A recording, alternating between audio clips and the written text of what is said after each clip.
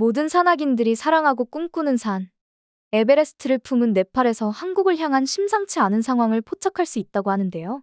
네팔의 수도인 카트만두를 조금이라도 걸어본 한국인이라면 눈에 들어오는 풍경의 의아함을 표현하실 겁니다. 바로 코리아라고 적힌 간판들이 유독 많이 보인다는 사실 때문인데요. 처음 보시는 분들은 대부분 여행사를 생각하시는 경우가 많은데 이것의 정체는 바로 한국어 학원 간판입니다. 마치 한국의 영어 학원이 즐비한 것처럼 네팔에는 한국어 학원들이 많이 존재하는데요. 있어봤자 얼마나 있겠는가 싶겠지만 한국어 학원의 규모는 예상보다 더 큽니다. 놀랍게도 대도시에만 800여 개가 넘게 존재하며 작은 소도시에도 한 개씩은 꼭 있다는 게 바로 한국어 학원인데요. 전국적으로 따지면 대략 1000개 이상의 한국어 학원이 있다고 파악될 정도이니 한국어에 대한 열정을 여기서 엿볼 수 있을 듯합니다. 한국어 학원이 많다고 하니 한국어 실력이 어느 정도인지 궁금하신 분들이 많으실 것 같은데요. 간판 외에도 네팔로 여행 간 한국인들이 놀라는 이유 중에 하나가 한국어가 흔하게 들리기 때문이라고 합니다. 이 같은 사실은 국내 여행 유튜버들이 올린 영상만 보고도 알 수가 있는데요. 기차에서 우연히 한국어를 하는 네팔인을 만나거나 난처한 상황에서 한국어를 유창하게 하는 네팔인이 나타나는 등 한국어를 굉장히 많이 한다는 것으로 알려진 우즈베키스탄처럼 네팔도 한국어를 흔하게 하는 모습을 볼 수가 있다고 합니다. 한국인만 보면 친근하게 다가오면서 말을 걸어주는 네팔인들 덕분에 재밌는 경험을 하고 온다고 하는데요. 참고로 네팔은 과장을 보태자면 길거리에서 사람을 붙잡고 한국어를 하게 될 경우 5명 중 1명은 할 수 있다고 이야기할 정도로 많은 수가 한국어를 배우고 있습니다. 그렇다 보니 한국어 시험도 치열하다는 것을 예상하실 수 있으실 텐데요. 네팔 내 2024년 상반기 한국어 시험 경쟁률만 보더라도 10대 1 수준으로 높다는 것을 알 수 있습니다. 생각보다 별로 안 높은데? 라고 생각하실 수도 있는데요. 아직 3월이 지나지도 않은 현재 기준이기 때문에 앞으로 경쟁률이 점차 높아질 추세라는 점을 알 수가 있습니다. 이렇게 경쟁률이 세다 보니 한국어 실력이 높아질 수밖에 없는 계기를 마련하게 되는데요. 그렇기에 거리에서 한국어가 아무렇지도 않게 들리는 이유를 아실 듯하네요. 그렇다면 네팔 사람들이 이렇게까지 한국어를 배우는 이유는 무엇일까요? 여러 가지 이유가 존재할 수 있으나 대표적으로는 2가지가 꼽히고 있습니다. 첫 번째는 바로 한국 컨텐츠로 인한 관심입니다. 조금씩 퍼지고 있던 한류에 대한 관심은 전 세계를 강타했던 오징어 게임을 통해 더 크게 네팔에서 불게 되었는데요. 이는 한국의 패션, 화장법 등도 함께 관심을 가질 수 있게 만드는 매개체가 되게 되었습니다. 이 관심사가 자연스럽게 한국 문화 전반으로 퍼져가며 한국어를 배우게 된 이유가 된 것이죠. 두 번째는 한국으로의 취업을 위해서입니다. 네팔의 최저임금은 하나로 약 17만 원인데요. 그에 맞춰서 물가도 싼 편이라고 알려졌지만 최근 점차 현지인이 감당하지 못할 정도로 올라가고 있는 상황입니다. 한 가지 예시로 들자면 현지인들이 많이 먹던 인도 양파가 수출 제한 조치로 양파 가격이 급등했는데요. 하나로 970원 하던 양파가 몇 달 사이에 1950원으로 올라 서민들을 당황하게 만들었습니다. 고작 양파 오른 것 가지고 호들갑인가 싶을 듯하지만 특히 양파는 인도에게 전적으로 의지하고 있었기에 다른 대체 식품이 없다는 것이 문제입니다. 이게 큰 문제로 다가오는 것은 이것을 시발점으로 하여 렌틸콩, 설탕 등 네팔 식탁의 물가가 점차 급등하고 있는 현실을 마주할 것으로 예상되기 때문이죠. 이렇게 물가는 올라도 임금은 오르지 않은 현실 덕분에 많은 현지인들이 한국어란 새로운 돌파구를 뚫으려 하는 것으로 예상됩니다. 참고로 한국어 시험은 현직 의사, 변호사와 같이 네팔에서 인정받으며 상류층이라는 이야기를 듣는 엘리트들마저 치르고 있는데요.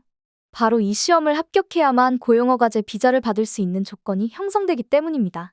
이 고용어과제를 적용한 나라 중 네팔은 응시자 7만 명 중에 합격자가 4만 명이 나올 정도로 많은 관심을 보이고 있습니다. 그렇다면 네팔에 비해 높고 취업을 할 수 있는 나라가 많았을 텐데 왜 다른 나라가 아닌 한국을 택하는 것일까요? 네팔은 인도처럼 신분 제도가 존재하는데요. 인도처럼 카스트 제도라고 불리며 계급 간의 차이가 분명합니다. 가장 높은 바운에 대해서만 설명하자면 높은 신분답게 신성시되는 지위와 직업을 가질 수 있는 특징을 가지고 있습니다. 그렇기에 더 많은 기회를 얻을 수 있어 좋은 일자리를 얻을 수 있다는 장점이 존재합니다. 그 밑으로 갈수록 할 수 있는 직업이 한정적이게 되지만 신분 제도 안에 있다면 그것으로 다행입니다. 만약 제도 안에 들어가 있지 않는 다른 종교를 믿는 사람이라든가 불가촉 천민의 경우는 대우가 완벽하게 달라지기 때문이죠. 특히 제도 안에 들어가지 않은 불가촉 천민과 결혼하게 되는 경우 가족끼리 의절을 할 정도이기에 현재까지도 제도가 여전히 존재하고 있다고 보아도 만무할 듯한데요. 현재는 이 신분 제도가 사라졌다고 주장은 하고 있지만 알게 모르게 그들의 행동에 차별이 녹아져 있다는 것을 알 수 있습니다. 바로 이런 제도의 범위를 벗어나기 위해 해외로 일을 하러 가는 사람들도 존재합니다.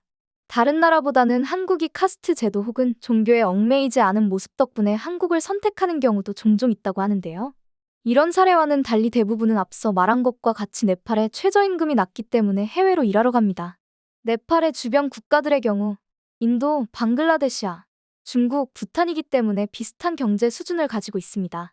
이에 카타르, 사우디, 말레이시아 등 비교적으로 돈을 많이 벌 수 있는 나라로 가고 있습니다. 네팔에 비하여 높은 수준의 임금을 주는 중동 국가의 경우 외국인과 자국민의 월급의 차이를 두기 때문에 최고로 받는다고 해봤자 60만 원입니다. 이에 반해 중동 국가와 거리의 차이가 덜 나는 한국으로 가게 된다면 최저임금 200만 원 정도이니 많은 네팔인들의 눈길을 끌 수밖에 없었습니다. 월 200만 원의 경우 네팔인들이 평균 1년 월급 정도이니 더 혹할 수밖에 없는 것입니다. 일반 고용허가제를 통해서 한국으로 들어오게 될 경우 최저 3년 혹은 최대 4년 10개월의 체류가 가능해집니다. 만약 일반 공장에서 잔업까지 한다면 한국에서는 대략 300만 원 정도를 벌 수 있게 되는데요. 자신의 노력 여부에 따라 한국에서만 1억 넘게 벌 수가 있으니 코리안 드림을 꿈꾸게 되는 것입니다. 그러면서 한국어는 하나의 권력 수단이 된 것입니다. 한국에 다녀와서 수많은 문물을 보고 발전시킬 수 있는 공약을 만들어내기에 당선이 되는 사례도 점차 늘어나고 있는데요. 한국에서 노동자로 일하다가 네팔에서 시장처럼 높은 자리를 차지한 현지인들이 늘어나면서 한국이 신분 상승을 뜻하는 것이나 마찬가지라는 이야기가 있을 정도입니다. 그렇다 보니 한국어를 배우려는 인원이 점차 늘어나고 있는 추세인데요. 하지만 그 돈은 상상을 초월할 정도입니다. 1년간 시험 준비에만 120만 원, 200만 원 정도의 비용이 들어가니 혼자서 감당할 수 없는 수준이라고 하네요. 감당이 불가능하다 여겨지면 친척에게까지 도움을 요청하기 때문에 웬만한 소득을 지닌 가정이 아니라면 한국행을 준비하는 것 자체가 불가능한 일입니다. 그렇기에 그들이 한국어에 열심히 매달리는 이유도 이런 사정도 숨겨져 있는 것입니다. 만약 한국행에 실패하게 되면 빚더미에 앉는다고 생각을 하니 가족들을 위해 목숨 건다는 생각으로 하게 되는 것이죠. 한국행이 확정만 된다면 아주 적은 돈만 쓰고 나머지는 한국으로 보내줄 수 있기 때문이죠. 하지만 그들의 바람처럼 시험에 합격한다고 해서 바로 갈 수 있는 것도 아닙니다. 한국 사업주가 고용센터에 추천을 받아 세배수로 받아 적합한 자를 선택하기에 합격을 했다고 끝이 아닌 것이죠. 속절없이 시간을 보내게 되어 아쉬워하는 인원도 있다고 할 정도라고 하죠. 이런 와중에 한국에 다녀와서 많은 것을 보고 배운 네팔인들은 존재했습니다.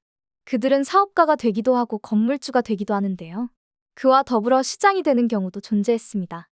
275명에 달하는 국회의원 중 한국 노동자 출신은 네팔인은 무려 6명이었습니다. 이들 외에도 공무원이 되는 사례를 쉽게 볼 수 있는데요. 네팔의 공무원은 각 부처 및 기관에 따라 자체적으로 등급과 직급 체계를 가질 수 있으나 일반적으로 4등급으로 나뉩니다. 4등급이 일반적인 사무 및 지원 업무를 수행하는 직원들을 뜻하는데 대부분 한국을 다녀온 후로 공부를 하여 공무원이 된다고 합니다. 그중 한국에서 5년 동안 공장에서 일했었다는 카니아 시장은 한국에서의 경험이 정치 활동을 하는데 힘을 주었다고 합니다. 한국에 있을 때 귀국하면 우리 마을도 이렇게 개발하고 싶다라는 생각을 했습니다. 그래서 정치를 하게 된 것이죠. 이렇게 이야기한 시장은 자신이 원했던 대로 소득이 높지 않은 다라이 마을의 경제적 자립을 돕기 위한 홈스테이 사업을 진행하게 되었습니다.